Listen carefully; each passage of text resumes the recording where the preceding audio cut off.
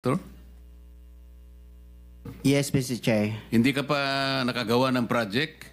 Hindi pa kasi yung nag-asawa ko ng 1991, nag-upisa kami sa hardware. Yung maliliit na hardware, nagtitinta ng bambo, mga ganun eh. Mga lipa. Bakit nasama ka sa 15 contractors sa listahan ng Pangulo? Kanina tinatanong ko, wala bang kukontra dito sa sinabi ng Pangulo na 545 billion worth of flood control projects ay ito lang mga 15 contractors ang nakakuha, kasama ka QM Builders. Nandiyan ka pala, bakit hindi ka kumontra? Ba't ngayon sinasabi mo, hindi ka pa nakapag... Asensya na, Mr. Chair, kasi medyo nahiya ako. So sinasabi mo, mali ang Pangulo with Yes, respect to your Yung company? data is mali eh. Kasi ang totoo, yung 414 projects na nakuha sa QM, totoo lang is only 86 projects. Mr. Chair. Teka muna, sabi mo hindi ka pa nakapag-umpisa eh. Ano yung sinasabi mong project? Ano ko lang siguro, bagitin ko lang. Noong 2003, nakalisensya na kami sa pickup, only category D. Hanggang noong 2024, naging quadruple A na tayo. Pero dumaan pa kami ng single A. Noong 2011, hanggang nag-triple A tayo ng 2017 hanggang naging quadruple A tayo ng 2024. Mr. Secretary, naiintindihan mo ba yung sinasabi niya? Sabi mo hindi ka pa nakapag-umpisa ng project. Paano ka naging quadruple A? Ano ko lang, Mr. Che, yung sinasabi kong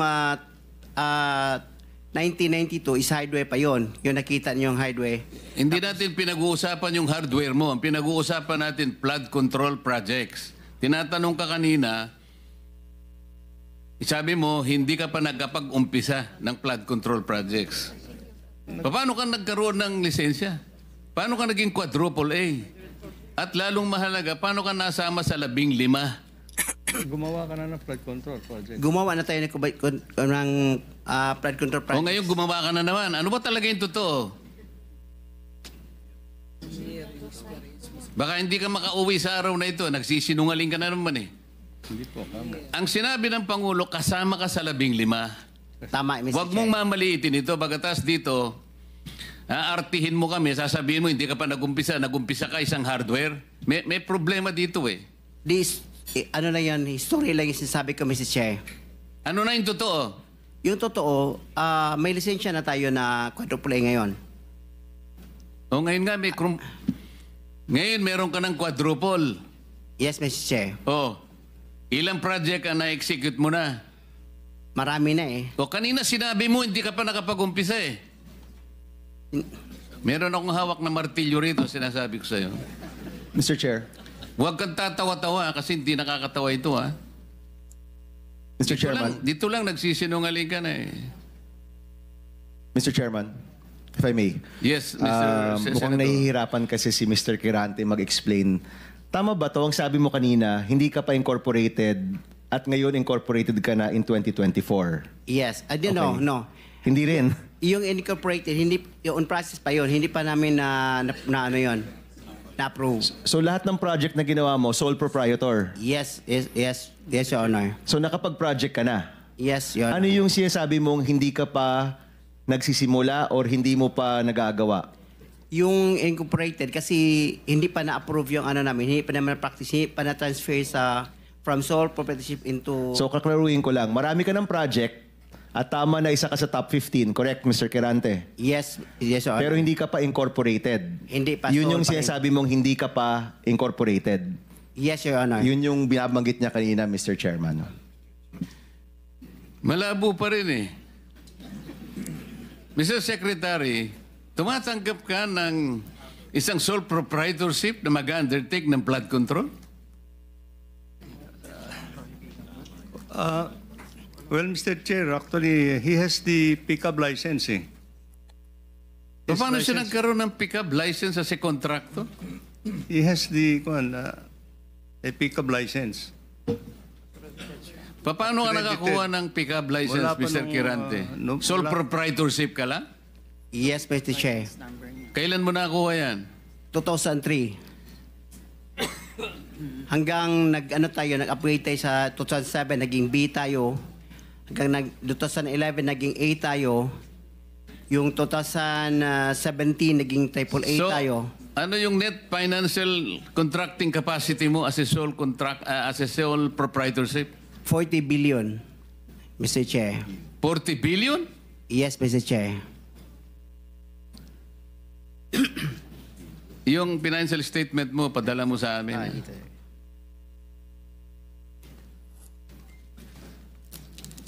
Mr. Chair, if I may. Mr. Chair, Teka muna, si Senator JB muna para matapos natin lahat. quick lang para sa kanya. Kanino? Kay Randy. Habang hindi pa siya umalis. Naniniwala ka pa dyan? Naintindihan ko, Mr. Chair, dahil tingin ko, Bisaya ito, hirap mag-express ng sarili niya in Tagalog. Kaya, I would rather advise him na uminom ka ng tubig, mag-inhale ka, relax ka, at ang pagsalita mo, huwag mo masyadong bilisin. Naintindihan kita para tayo Bisaya. May difficulty in expressing yourself ka. Hindi ko kinakampihan, Mr. Chair, ha? Ang sinasabi niya, meron siyang 40 billion pesos. 40 billion. NFCC. 40 billion ang sinasabi niya. NFCC, Mr. Chair. Kaya nga, 40 billion pesos. Yes, Mr. Chair. Oh. Naniniwala ka, Mr. Senator? Ano yung NFTC, Mr. Chair? Hindi ko... Net financial contracting capacity. Totoo, tinoon na, bay. Ha? Yeah. May 40 billion ka. Yes. Nakadeposito sa bangko na. Ano sa mga? Ay, Paano? hindi. Yung NFCC kinuha sa... Ano yan? Yen o pesos? Asset yan. Kasi yung NFCC, kinocompute ng times 15 yon, Mr. Chair. Halimbawa, may 1 billion ka sa bangko. Pwede ka sa 15 billion. So, halimbawa, may pera ka sa bangko na 2 billion, ibig sabihin, pwede ka sa 30 billion. Yan ang computation. Kaya tayo yung pera natin, kasama na yung mga assets, more than 2 billion.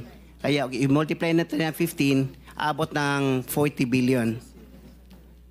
Kaya kami monta at hanggang 40 billion. Mr. Chairman, Mr. Kirante, ito tinitignan. Ano yung 2015 na QM Builders Incorporated?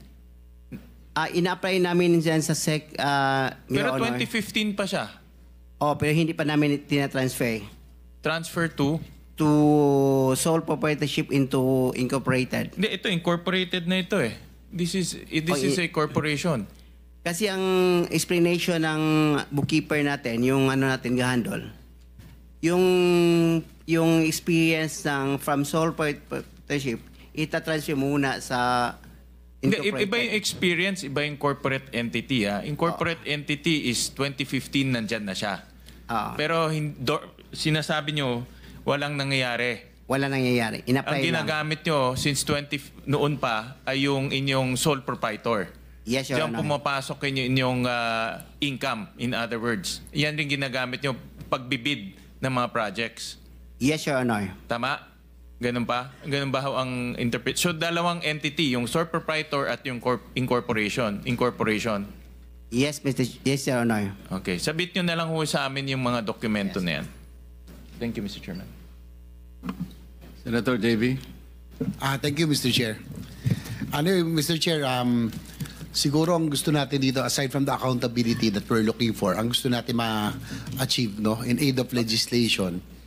Mr. Chair, I have the second bill that I filed in this Congress is a comprehensive master plan for infrastructure development na kahit sino po ang maging presidente, when it comes to infrastructure, especially big ticket items, dapat po tuloy-tuloy.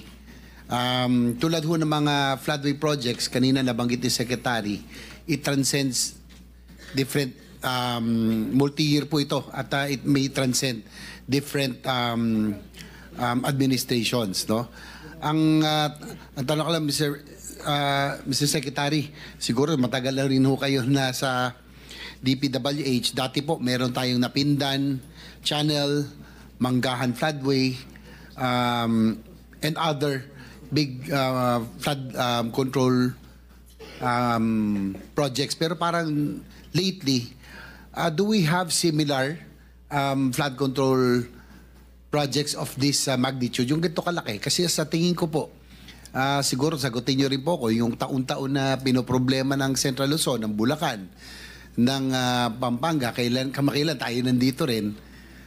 Ang kailangan po talaga dito, floodways, spillways, and water impounding. So, Mr. Secretary, at present, meron ho ba tayong ganitong mga uri ng proyektong ginagawa? Before the Secretary answers that question, let me acknowledge the presence of our senior Vice Chair of this committee, Senator Alan. You can now answer the question. Thank you, Mr. Chair. Yes, Mr. Chair. We have similar projects of that magnitude in the other river basins, major river basins in the country, Mr. Chair, that are financed by official development assistance, Your Honor. And in these major river basins, they have a comprehensive master plan, Your Honor. But Kanina pa Mr. Secretary, as we had discussed already, no matter how comprehensive these river basin master plans, until and unless you are able to coordinate with that office that we made reference to earlier, Yes. this is the River Basin Control Office, walang mangyayari dyan. Because it should have been an integrated one. That's Kahit na 100 river basins pa yan, with their separate and individual master plans, kailangan pong coordinated per the mandate of the law na nakalagay sa balikat ng RBCO.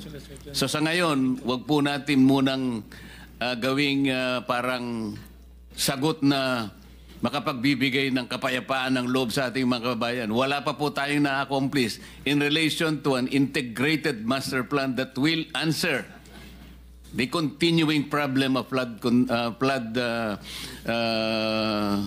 ravages in this country, Mr. Secretary. That's correct, Your Honor. Total, pinag-usapan na rin kanina pa na master plan po dapat ay sundin. No? Pinoint out na rin po ng ating chair. Pero, Mr. Secretary, nabanggit ko kanina, 3 taon na ho tayo. Pangatlong taon na ito, kung di ako nagkakamali, na tayo nagkakaroon ng pagdinig dito tungkol po sa flooding. Paulit-ulit din po ang ating nakukuhang tanong at sitwasyon. Hindi naalala ko na rin ating majority leader, ilang taon na ritang naglalabas ng sama ng loob dahil ang kanyang probinsya mismo ay laging lubog sa baha. Doon po sa Central Luzon, for example, Secretary, ano po ba ang kailangan gawin? What projects are needed? Yung mga big ticket items that are needed really to mitigate or to flush the floodwaters faster, no? Alam naman natin, we can fight nature. Pero sa ngayon, talagang bakit naiiwan sa Pampanga, sa Bulacan, Northern Luzon, bakit with 350 billion, dapat to may resulta na ho tayong nakikita, Mr. Secretary?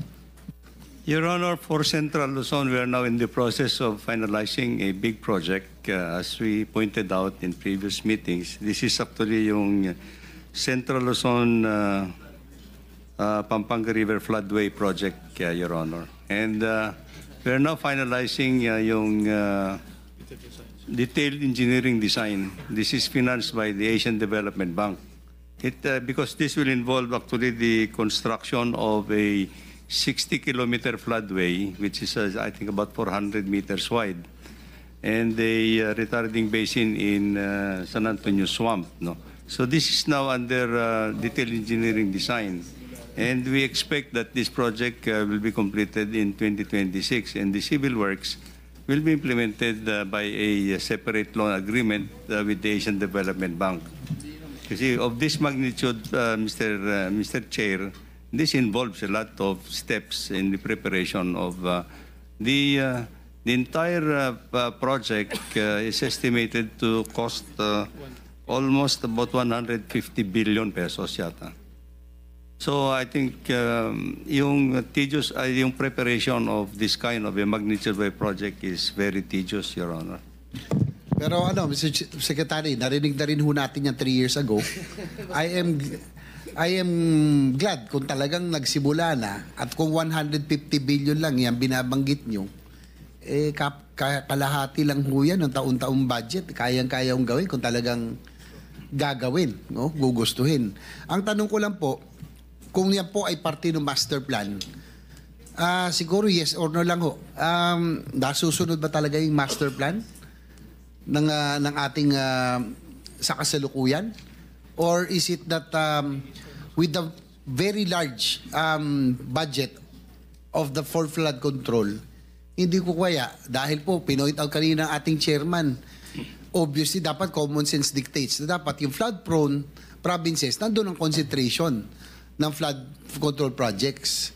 Hindi ho kaya yung pong mga district offices would want a pie of that 350 billion a year master plan, flood control projects. Kasi po sa nakikita ko, doon lang po sa may mismatch doon sa concentration ng flood control projects, iba-iba. Ang mangyayari po niyan, hindi ho talaga natin matutuloy yung mga malalaking proyekto na kailangan natin. Like we mentioned, natuwa po ako, narinig ko, may floodway na tayong 60 kilometers.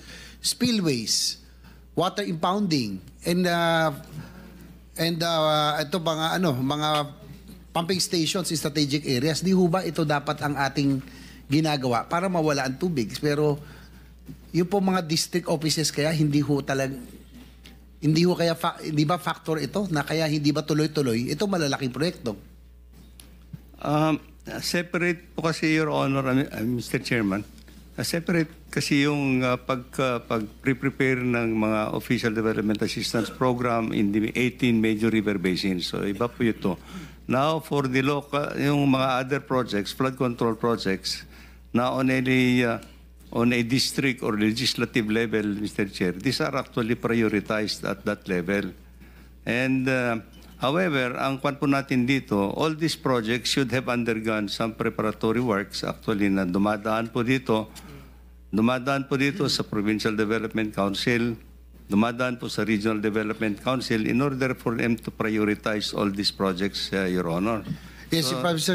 Secretary, sorry to cut you, pero sabi ko nga, aside from the accountability, gusto natin in aid of legislation, I'm pushing for the comprehensive master plan for infra development, that which would include flood mitigation projects. Yes. Na sana, pag national project, national in nature, hindi dapat pakikialaman ng district level. Kasi alam nyo, naging congressman B po ako noon. Nung panahon na yon, Mr. Chair, nasa kongreso, ang pwede lang namin pakialaman yung pong mga barangay roads, municipal roads, when it is classified as a national project. Dati po hands off kami doon. Nagtataka lang ho ako ngayon, bakit pati ang national projects minsan ngayon, mukhang napapakailaman na. Mr. Secretary. Well, this is the reality of how the budget is being formulated at this point in time, Your Honor. I think we submitted to, as I said, the entire budget is under the scrutiny of Congress, Your Honor, at the end of the day. So whatever will come out of in the law, in the General Appropriations Act, would be the projects that we implement, Your Honor. Well, I empathize with you, Mr. Secretary. Hindi lang naman ho kayo. Kaya ako kayo tinatanong because we would want to we would want to correct some mistakes of the past na nasa tama na tayo. Because of our political system, yung po mga infra projects natin, for example, railway, other big ticket items, hindi natutuloy kasi nga bawat presidente, bawat administrasyon may sariling programa. So itong flood control programs din, dapat dams, floodways, lahat po, long term po ito. That's why I'd want to get your inputs on how we will be able to draft the comprehensive master plan na kasama po ito, na hindi na ho mangyayari ito, na hindi na po mapakailan. Mr. Secretary, siguro ito na lang ho, ito might be parochial in nature. Alam niyo naman siguro 3 taon na tayo nag-uusap pa budget. Meron lang kong example, yung po sa San Juan, yung hiniling ko sa inyo na flood, yung pumping station na kinulit-kulit ko. Ito, tatay, gaya ng sinabi ni Sen. Mermig Subirit, hindi ho masama ang insertion or congressional interference o kung ito po itatayuan ho natin, kung makakabuti, ito po nangyari to, Barangay San Perfecto, Mr. Secretary. Hanggang ngayon po ito. Nung mayor po ako at nag-congressman, nakapaglagay na tayo ng about 6 pumping station. Hanggang nung naging senador po ako, nakakuha tayo ng isa o dalawa pa. Ito po, last 3 or 4 budgets na hinihiling natin. Kaya lang po, because of political reasons, sabi kasi na mayor doon, basta galing sa aming proyekto, hindi pa papasukin. Pero Mr. Secretary, ang kawaho dito, hindi ho ako, hindi ho ikaw, hindi po yung mga nasa morang nakaupo. Ang kawawa, yung mga kababayan namin.